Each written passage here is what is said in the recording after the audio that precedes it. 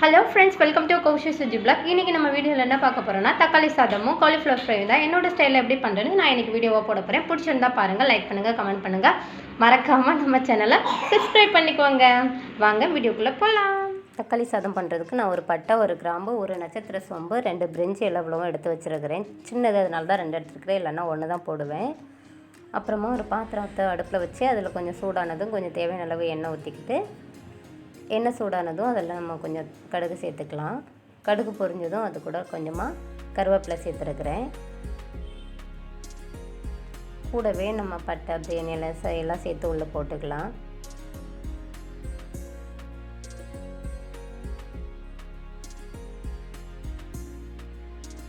அது கூடவே ஒரு சின்ன கரண்டிக்கு பெருஞ்சீரகம் சேர்த்துருக்குறேன். இதை எங்கள் சென்னையில் சோம்புன்னு சொல்லுவாங்க, நம்ம ஊரில் இது பெருஞ்சீரகம்.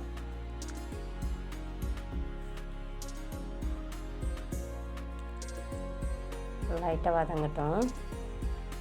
சில பேர் பிரியாணி மாதிரி குக்கரில் கூட செய்வாங்க தக்காளி சாதம். ஆனால் நான் இப்படி தான் செய்கிறது. இப்போ இதுக்கு வந்துட்டு நான் ஒரு 2 பெரிய வெங்காயத்தை வெட்டி வச்சுருக்கிறேன். உங்களுக்கு ஏற்ற மாதிரி நீங்கள் கூடவோ குறைச்சிக்கவோ செஞ்சுக்கோங்க.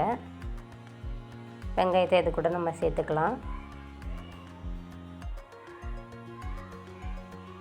கொஞ்சம் வதக்கி விட்டுட்டு அதை வந்துட்டு ஒரு மூடி போட்டு மூடி வச்சுக்குவோம். ஒரு 5 நிமிஷம் வேகட்டும். இப்போ வந்துட்டு நம்ம இஞ்சி பூண்டு பேஸ்ட் ரெடி பண்ணலாம். கொஞ்சமாக பூண்டு, ஒரு துண்டு இஞ்சி போட்டு நல்லா பேஸ்ட் மை அடித்து வச்சுக்குவோம்.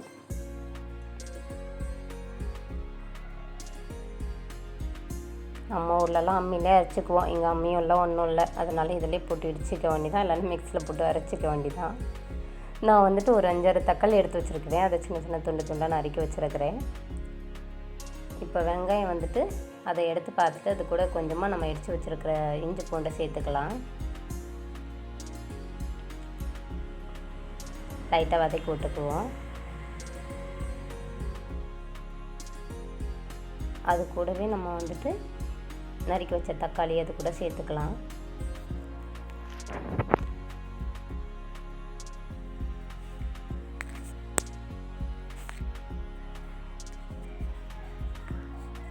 தக்காளி வந்துட்டு நல்லா வெந்து வரணும். சில பேர் மிக்சியில் கூட அடித்து போடுவாங்க. ஆனால் எனக்கு எப்படி பண்ணுறது தான் பிடிக்கும், அதனால் நான் அப்படி ட்ரை பண்ணுறதில்ல. இப்படி பண்ண ஆனால் கொஞ்சம் டைம் ஆகும். ஏன்னா நல்லா வதங்கி வந்தால் தான் நல்லா டேஸ்ட் இருக்கும். இப்போ இது கூட கொஞ்சமாக மஞ்சத்தூள், காரத்துக்கு ஏற்ற மாதிரி நான் ஒரு 1/2 ஸ்பூன் காரத்தூள் சேர்த்துருக்குறேன், வத்தல் பொடி. அப்புறமா கொஞ்சம் பெருங்காயத்தூள். இவ்வளவும் போட்டு லைட்டாக வதக்கி விட்டுக்கலாம். வேறு எதுவும் சேர்க்க தேவையில்லை. இது நல்லா வெந்து வரணும். அதனால் இப்போவே கொஞ்சமாக உப்பு சேர்த்துக்குவோம். நிறைய சேர்க்க வேணாம், கொஞ்சமாக சேர்த்துட்டு இதில் பிடிக்கிற மாதிரி, மசாலாவுக்கு பிடிக்கிற மாதிரி கொஞ்சமாக உப்பு சேர்த்துக்குவோம்.